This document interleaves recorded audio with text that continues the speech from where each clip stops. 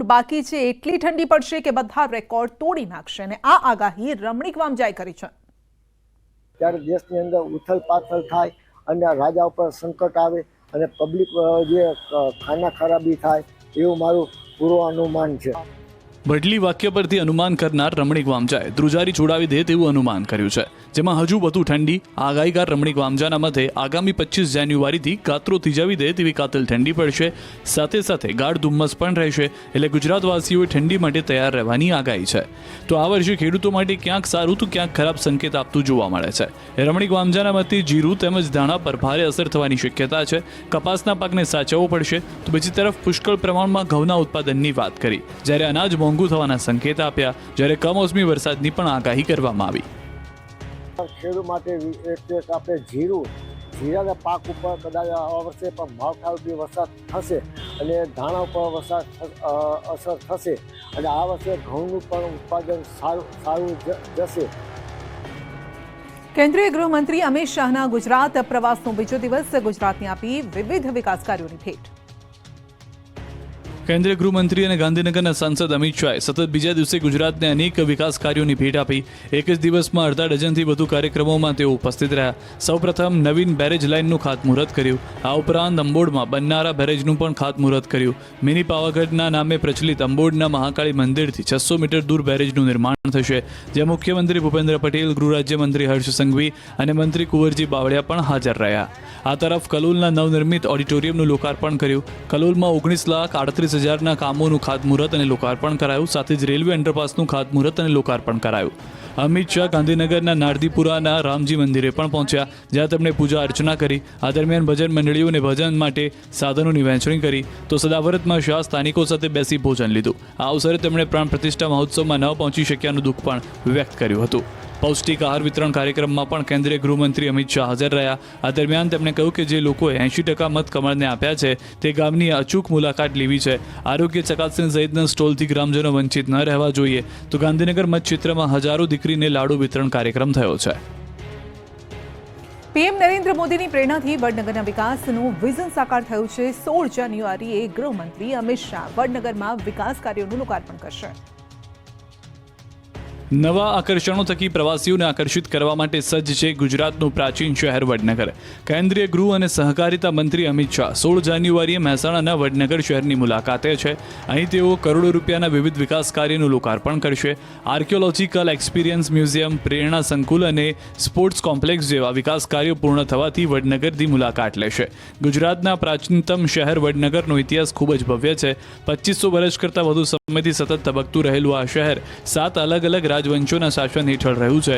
વડનગર મુખ્ય વ્યાપારી માર્ગ પર સ્થિત હોવાને લીધે હિન્દુ, બૌદ્ધ, જૈન અને ઇસ્લામ ધર્મોના સંગમનું એક જીવંત કેન્દ્ર હતું। આ શહેર સાંસ્કૃતિક અને ઐતિહાસિક ધરોહરનો અનમોલ ખજાનો છે। તમામ ઐતિહાસિક ખાસિયતો ધરાવતું હોવા છતાં લોકોથી અજાણ્યું રહેલું વડનગર તે સમયે દેશ અને દુનિયાના નકશા પર ઉભરી આવ્યું, જ્યારે અહીંની ભૂમિમાં જન્મેલા નરેન્દ્ર મોદી ભારતના પ્રધાનમંત્રી બન્યા। પીએમ મોદીએ વડનગરના ઐતિહાસિક મહત્વ અને પ્રવાસન સંભાવનાઓને ધ્યાનમાં રાખીને તેની સાથે સંકળાયેલા પ્રોજેક્ટ શરૂ કરવા માટે પ્રેરિત કર્યા। અમિત શાહ વડનગરમાં નવનિર્મિત આર્કિયોલોજીકલ એક્સપિરિયન્સ મ્યુઝિયમનું ઉદ્ઘાટન કરશે।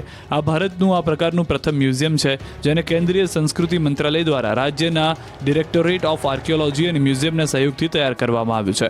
વડનગરમાં રહેલી પ્રવાસનની સંભાવનાઓને ધ્યાનમાં રાખીને વડનગરમાં વિવિધ પ્રવાસન આકર્ષણ તેમજ પ્રવાસી સુવિધાઓ વિકસિત કરવામાં આવી છે।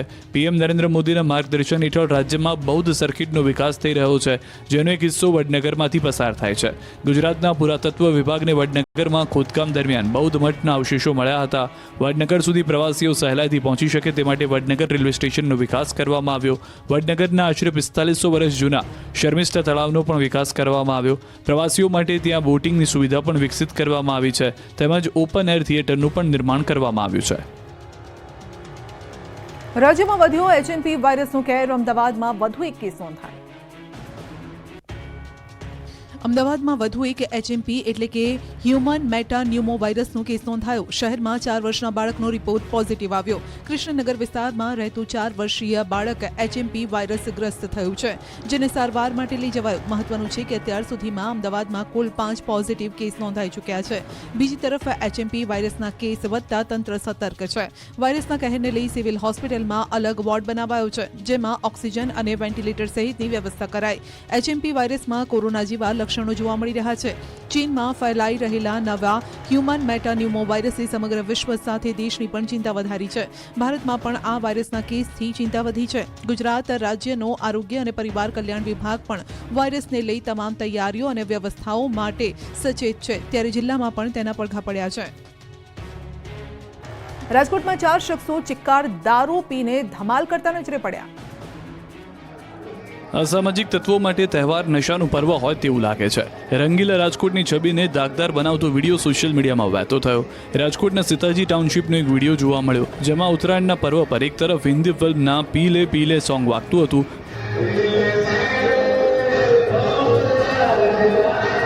બીજી તરફ કેટલાક યુવકોના હાથમાં નશીલા પદાર્થો જોવા મળ્યા. નશાની હાલતમાં 4 શખ્સો ખુરશીના ઘા કરતા જોવા મળ્યા. ઉત્તરાયણ પર્વમાં સોસાયટીમાં ધમાલ મચાવતા શખ્સો જોવા મળ્યા.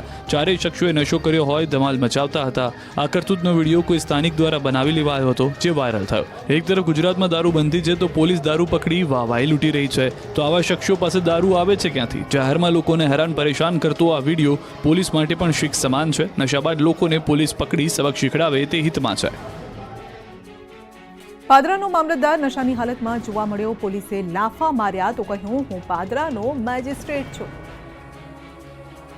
હું પાદરાનો મેજિસ્ટ્રેટ છું. લ્યો, હવે ડેપ્યુટી મામલતદાર ભાન ભૂલ્યા હોય તેવી પરિસ્થિતિ સામે આવી છે. વડોદરામાં મોડી રાત્રે ડેપ્યુટી મામલતદારે અકસ્માત સર્જ્યો. નશાની હાલતમાં કાર હંકારીને ડેપ્યુટી મામલતદારે અકસ્માત કર્યો. ડેપ્યુટી મામલતદાર નરેશ વણકર નશાની હાલતમાં કાર હંકારી રહ્યા હતા, તે દરમિયાન સર્જાયો અકસ્માત. જેતલપુર બ્રિજ પાસે રોડની સાઈડમાં કાર ચડાયા બાદ નશાની હાલતમાં મળી આવ્યો ડેપ્યુટી મામલતદાર. આકોટા પોલીસે નાયબ મામલતદારને પકડી આ મામલે ગુનો નોંધીને વધુ તપાસ શરૂ કરી. પોલીસે આરોપીને જગાડવા માટે થપ્પડો મારી હતી અને પાણી પણ નાખ્યું હતું, પરંતુ તે જાગ્યો ન હતો. નશામાં ધૂત નાયબ મામલતદાર નરેશ વણકર જાગ્યો નહીં.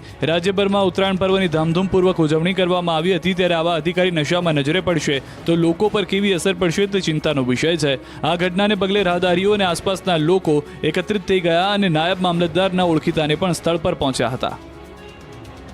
કડીના ધોળમાં ગઠિયાનો આતંક. લાખો રૂપિયા ભરેલી બેગ ઉઠાવી છૂમંતર. મહેસાણાના કડીના થોડમાં સમી સાંજે ગઠિયું કડા કરી ગયો. અહીં એક શખ્સ આવ્યો. દુર્ગા ઓટોમોબાઈલ નામના શોરૂમ આગળ પાર્ક કરેલી કારમાંથી 9,12,000 રૂપિયા ભરેલી બેગની ઉઠાંતરી કરીને ફરાર થયો. કાર માલિક શોરૂમનું શટર બંધ કરવા ગયા એટલામાં જ ગઠિયો બેગ લઈને છૂમંતર થઈ ગયો. ચોરીની આ ઘટના સીસીટીવીમાં કેદ થઈ. સીસીટીવીમાં જોઈ શકાય છે કે એક શખ્સ બેગ લઈને ભાગી રહ્યો છે. કારમાંથી બેગની ઉઠાંતરી કરી તે ડિવાઈડર કૂદી રસ્તાની સામેની સાઈડ જતો રહે છે, જ્યાંથી ફરાર થઈ જાય છે. શોરૂમના માલિકે આ અંગે પોલીસ ફરિયાદ નોંધાવી, જેના આધારે પોલીસે તપાસ હાથ ધરી. અંકલેશ્વરમાં ટેમ્પોમાંથી મળ્યો મોટા જથ્થામાં શંકાસ્પદ એલ્યુમિનિયમનો કેબલ. ચાલકની ધરપકડ. અંકલેશ્વરના ભડકોદરા ગામ નજીકથી જીઆઈડીસી પોલીસે 3 વ્હીલ ટેમ્પોમાંથી શંકાસ્પદ એલ્યુમિનિયમના કેબલના જથ્થા સાથે એક શખ્સને ઝડપી લીધો.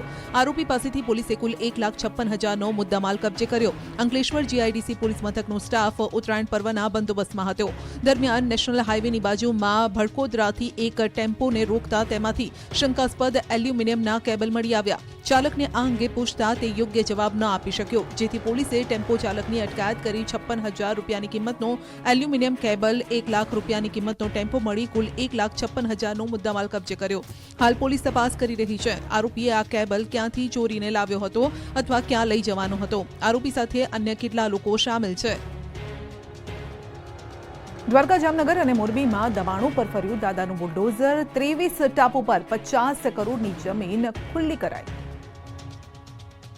5 દિવસથી દ્વારકા અને જામનગર જિલ્લામાં દબાણ પર બુલડોઝર ફરી રહ્યું છે. જામનગરના પિરોટન ટાપુ પર 9 જેટલા ધાર્મિક દબાણો તોડી પડાયા.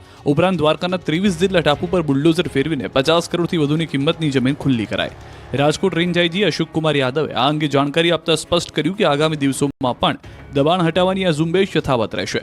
એટલું જ નહીં, જ્યાં દબાણો તોડી પડાયા છે ત્યાં જો ફરીથી કોઈ દબાણ ઊભા કરાશે તો તેને પણ તોડી પડાશે. દેશના નાગરિકોની દરિયાઈ સુરક્ષા માટે દ્વારકા અને જામનગરનો દરિયા કિનારો અતિ સંવેદનશીલ હોવાથી અહીં તંત્ર એલર્ટ મોડ પર છે. ભૂતકાળમાં આ જિલ્લાના દરિયાઈ માર્ગે ડ્રગ્સની દાણચોરી અથવા તો હથિયાર, ફેક કરન્સીની હેરફેર થતી હતી. મોરબીમાં પણ ગેરકાયદે દબાણો પર બુલડોઝર ફરી વળ્યું. મહાનગરપાલિકાની ટીમે શનાળા રોડ પર દબાણો હટાવ્યા. અનેક નાના મોટા બાંધકામો સહિતના દબાણો દૂર કરવામાં આવ્યા. 1 વીક 1 રોડ અંતર્ગત આગામી સમયમાં શહેરના અન્ય વિસ્તારોમાં પણ ગેરકાયદે દબાણો દૂર કરવામાં આવશે. આ અંગે મહાનગરપાલિકાના કમિશનરે કહ્યું હતું કે ઉમિયા સર્કલથી સરદારજીના સ્ટેચ્યુ સુધીના નાના મોટા દબાણો દૂર કરાયા છે. ધોરડો સફેદ રણથી પરત ફરી રહેલી કારનો ભયાનક અકસ્માત થયો, 2 લોકો ઘાયલ.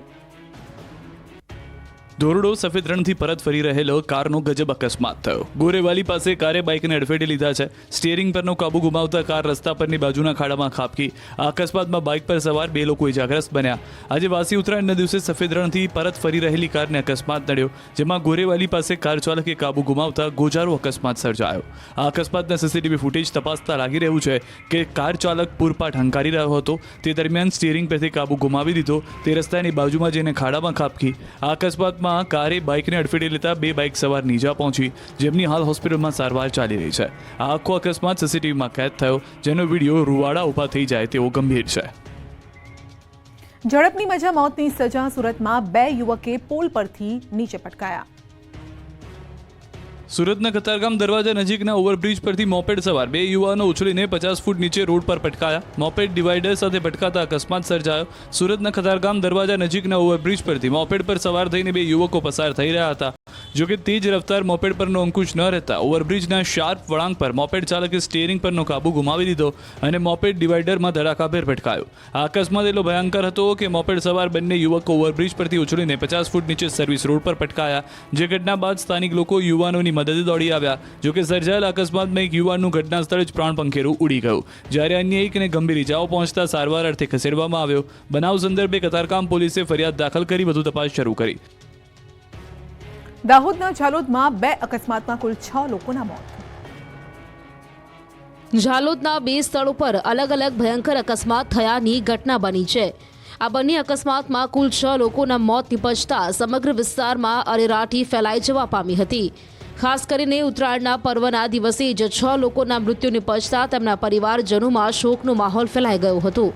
બનાવ અંગેની મળતી જાણકારી પ્રમાણે ઝાલોદ તાલુકાના વેલપુરા મુકામે 2 મોટરસાયકલ વચ્ચે અકસ્માત સર્જાયો હતો, જેમાં 4 લોકોના કમકમાટી ભર્યા મૃત્યુ નિપજ્યા હતા, જ્યારે અન્ય એક અકસ્માત ઝાલોદની જૂની આરટીઓ ચેકપોસ્ટ ખાતે થયો હતો. જૂની આરટીઓ ચેકપોસ્ટ ખાતે સર્જાયેલ અકસ્માતમાં મોટરસાયકલ પર સવાર 2 લોકોના મૃત્યુ નિપજ્યા હતા, જ્યારે એક વ્યક્તિને ગંભીર ઇજાઓ પહોંચી હતી. આ અકસ્માતમાં ઇકો કારનો ચાલક અકસ્માત સર્જીને ભાગી છૂટ્યો હતો. પોલીસે સમગ્ર મામલે વધુ તપાસ હાથ ધરી છે. તાપીમાં અકસ્માત બાદ કારમાં આગ, કાર ચાલક કારમાં જીવતો ભૂંજાયો. તાપીના વાલોડમાં બાજુપુરા ચોકડી પાસે એક કાર દુર્ઘટનાગ્રસ્ત થયા બાદ તેમાં આગ લાગી. તેમાં ચાલકનું મોત થયું. અકસ્માત બાદ કારમાં આગ લાગી જતા ચાલકને બહાર નીકળવાનો પણ મોકો ન મળ્યો અને તે કારમાં જ ભડથું થયો. પ્રત્યક્ષદર્શીઓનું કહેવું છે કે કાર ચાલકે સ્ટીયરિંગ પરથી કાબુ ગુમાવ્યા બાદ કાર ડિવાઈડર સાથે અથડાઈ હતી, જે બાદ કાર પલટી ગઈ. કાર પલટ્યા બાદ અચાનક કારમાં આગ ભભૂકી. આગ એટલી વિકરાળ બની ગઈ હતી કે આખી કારમાં બળીને રાખ થઈ ગયેલા દ્રશ્યો જોવા મળ્યા. રાત્રિના 3 વાગ્યા આસપાસ ઘટના બની હોવાનો પણ દાવો છે. મૃતકની ઓળખ વાલોડમાં જ રહેતા 20 વર્ષીય અર્ચન ચૌધરી તરીકે થઈ છે. રિવરફ્રન્ટમાં આયોજિત ફ્લાવર શોમાં રોજ અવનવા રેકોર્ડ બની રહ્યા છે. એક જ દિવસમાં 1.32 લાખ લોકોએ મુલાકાત લીધી, તો કોર્પોરેશનને 86 લાખની એક દિવસની આવક થઈ.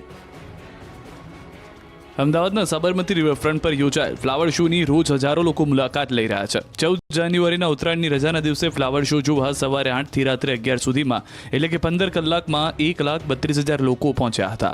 આમ દર કલાકે 9,000 મુલાકાતી આવ્યા. 2013 થી 2024 સુધીમાં એક જ દિવસમાં 1,32,000 મુલાકાતી આવવાનો આ વખતે રેકોર્ડ બન્યો છે, જેથી મ્યુનિસિપલ કોર્પોરેશને એક જ દિવસમાં 86 લાખની આવક કરી છે. આજે 15 જાન્યુઆરીના રોજ પણ મોટી સંખ્યામાં મુલાકાતીઓ ફ્લાવર શો માટે ઉમટ્યા છે. જોકે આ વખતના ફ્લાવર શોમાં અવનવું નજરાણું છે. આ વખતે વિવિધ પ્રકારના 15 લાખથી વધુ ફૂલ છોડના રોપા મૂકવામાં આવ્યા છે, જે શહેરીજનો માટે અનેરું આકર્ષણ બની રહેશે.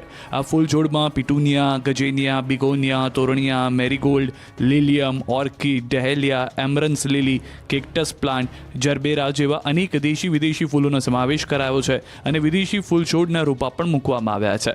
રિવરફ્રન્ટ અને ફ્લાવર શોમાં જાણે માણસોનું કીડિયારું ઉભરાયું હોય એવા દ્રશ્યો સર્જાતા જોવા મળ્યા. ફ્લાવર શોની સાથે અટલ બ્રિજ ઉપર પણ મોટી સંખ્યામાં લોકો આવ્યા હતા. એક જ દિવસમાં 1 લાખથી વધારે લોકો આવતા 86 લાખની આવક થઈ હતી, જેમાં 48 લાખ રોકડ, 12 લાખ યુપીઆઈ અને 26 લાખ ઓનલાઈનથી આવક થઈ હતી. અંબાજીમાં મહાકુંભ જેવો માહોલ, નાગા સાધુઓએ કર્યું અમૃત સ્નાન. એક તરફ પ્રયાગરાજમાં પૂર્ણ કુંભ ચાલી રહ્યો છે, ત્યારે શક્તિપીઠ અંબાજીમાં પણ મોટી સંખ્યામાં સાધુ સંતો ઉમટ્યા અને ગૌમુખ કુંડમાં અમૃત સ્નાન કર્યું. અંબાજીમાં છેલ્લા 2 વર્ષથી મકર સંક્રાંતિ નિમિત્તે અમૃત સ્નાનની પરંપરાનો પ્રારંભ કરાવાયો છે.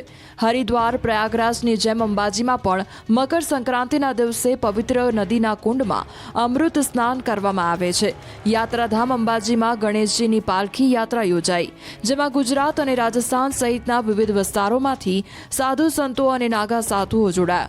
વાજતે ગાજતે હર હર મહાદેવના નાદ સાથે નીકળેલી પાલખી યાત્રાના કારણે અંબાજીના માર્ગો ગુંજી ઉઠ્યા. સૌપ્રથમ અંબાજી માનસરોવર નજીક ભોલાગીરી મહારાજની ધૂણીથી ભગવાન શ્રી ગણેશની પાલખી યાત્રા નીકળી હતી. ડીજે અને બગી સાથે નીકળેલી શોભાયાત્રા અંબાજીથી 6 કિલોમીટર દૂર કોટેશ્વર પહોંચી, જ્યાં કોટેશ્વર પરિસર પણ હર હર મહાદેવના નાદથી ગુંજી ઉઠ્યું. અહીં સરસ્વતી નદીના ઉદ્ગમ સ્થાન સમાન ગૌમુખ કુંડમાં પૂજા અર્ચના સાથે ભગવાન શ્રી ગણેશને અમૃત સ્નાન કરાવાયું. બાદમાં સાધુ સંતો અને નાગા સાધુઓએ પણ આસ્થાની ડૂબકી લગાવી. નમસ્કાર, આપણું ગુજરાતમાં આપનું સ્વાગત છે. હું છું આપની સાથે સંધ્યા. જોઈએ સમાચાર વિસ્તારથી. ગુજરાતમાં કાતિલ ઠંડીનો રાઉન્ડ બાકી છે. એટલી ઠંડી પડશે કે બધા રેકોર્ડ તોડી